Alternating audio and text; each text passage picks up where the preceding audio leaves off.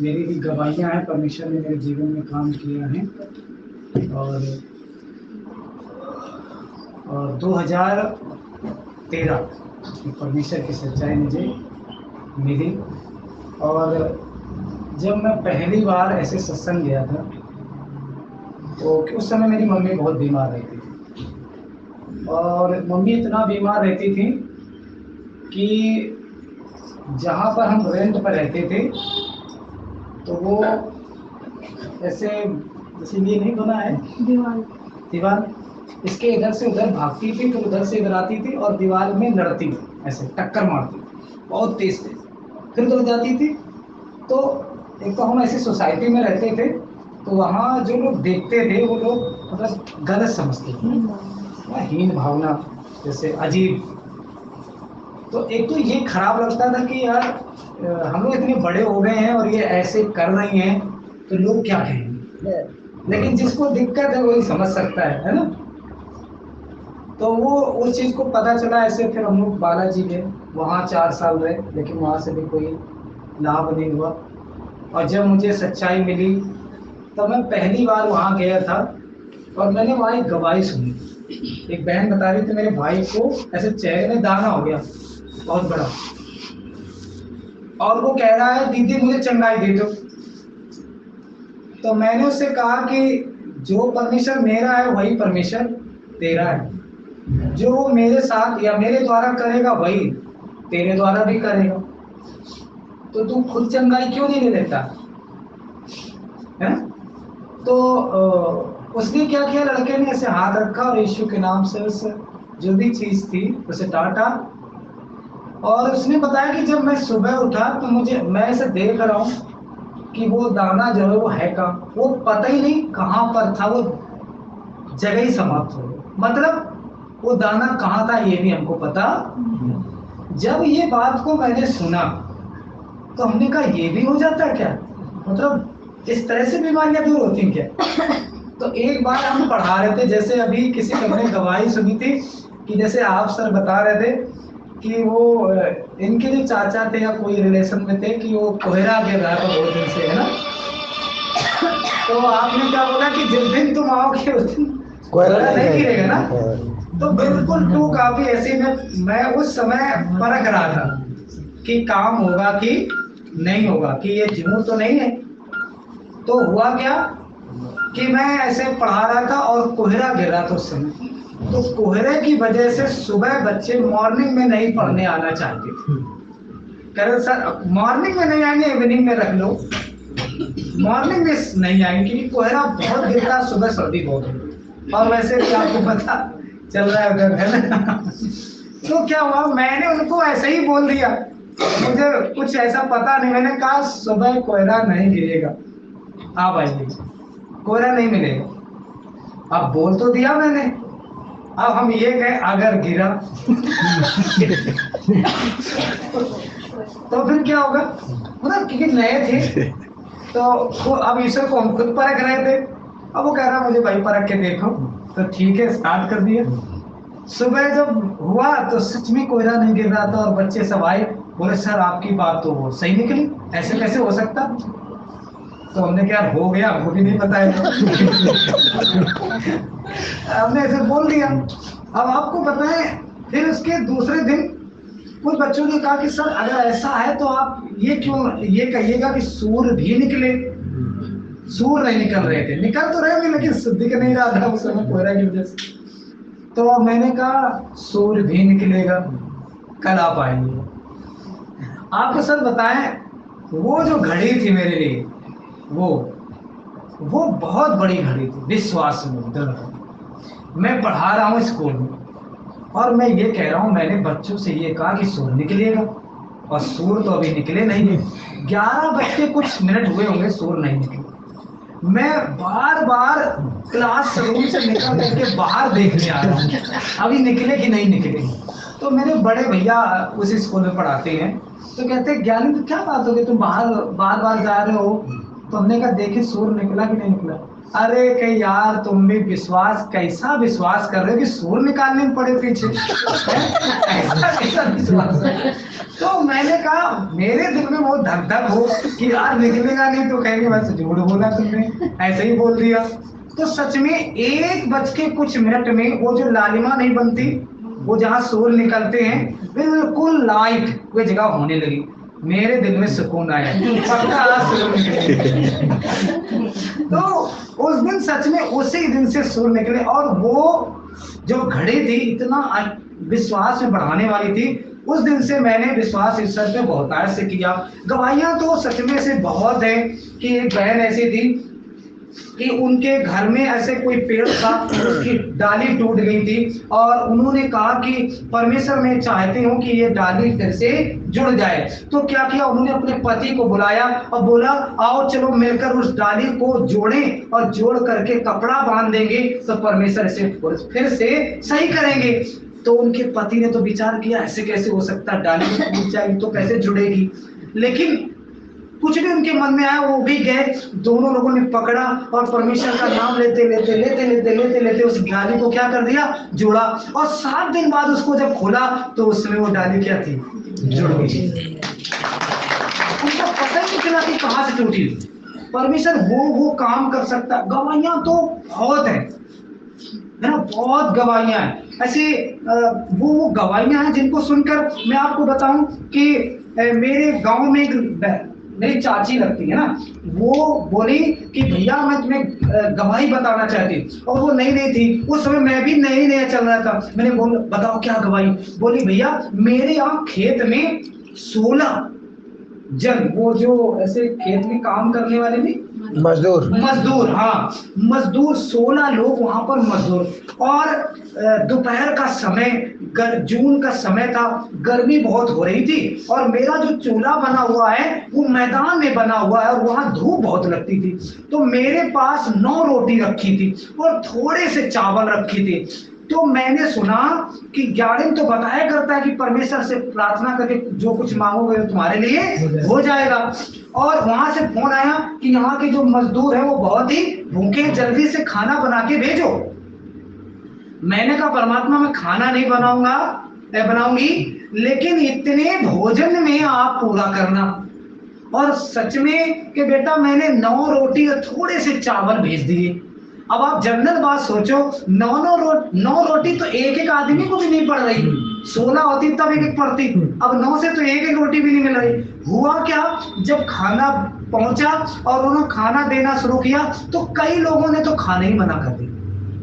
कई आप पहले भूख लग रही थी पर अब भूख नहीं। और कई लोगों ने खाया तो कोई आधी खा रहा, कोई एक खा रहा, कोई जरा रोटी मत दो थोड़े चावल ही दे दो। कई खाना उसमें 4 रोटी भी लौट आई और चावल भी लौट आए। बताओ ये कर सकता है, कौन कर सकता है, ये सब कर सकता है।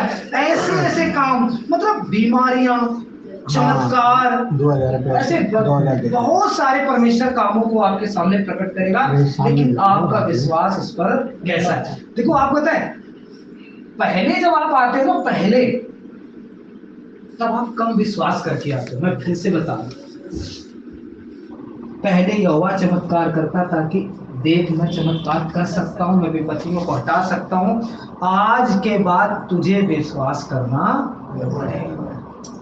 तो हम पहली बार तो आते हैं, हमें पता नहीं होता है, ये सोचते हैं हाँ शायद ठीक हो जाओ, शायद ठीक हो जाओ, शायद के चक्कर में ठीक हो जाता।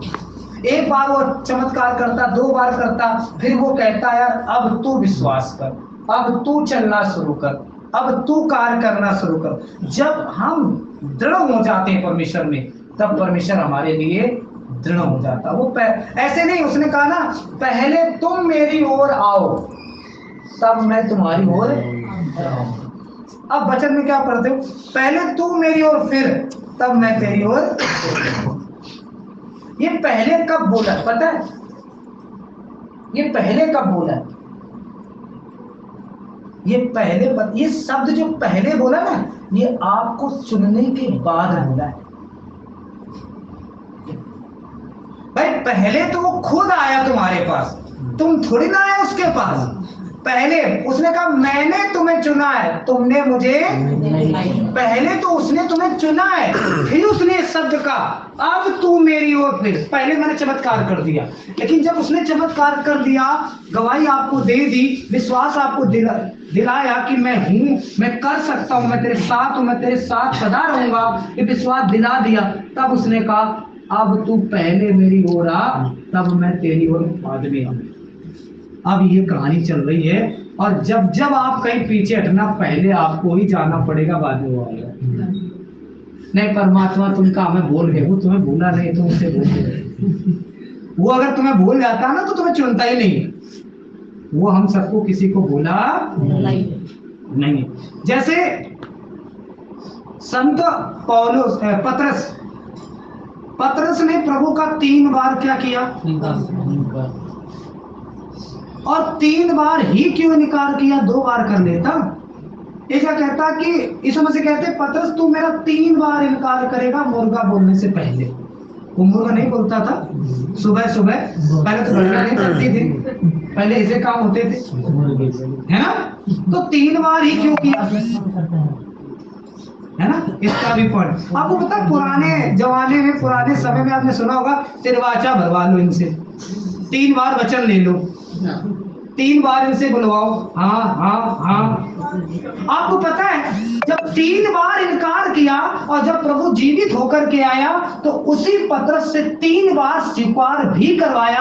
क्या तू मुझसे प्यार करता है, क्या तू मुझसे प्यार करता है, क्या तू मुझसे प्यार करता है। कितनी बार बोला था, 3 बार। पढ़ लेना, क्योंकि जिसने यीशु को इनकार कर दिया हो, चाहे धोखे से किया हो, चाहे जानकर किया हो, वह स्वर्ग के राज्य में प्रवेश नहीं कर सकता। इसलिए कल्याणकारी ईश्वर ने क्या किया, इसको नरक की आग से बचाने के लिए 3 बार स्वीकार भी करवा लिया कि जो तूने मेरा इनकार किया था ना, अगर ये बना रहेगा इनकार तो तू नरक में जाएगा। और प्रभु ने पतरस को किससे बचा लिया, नरक जाने से क्या कर लिया।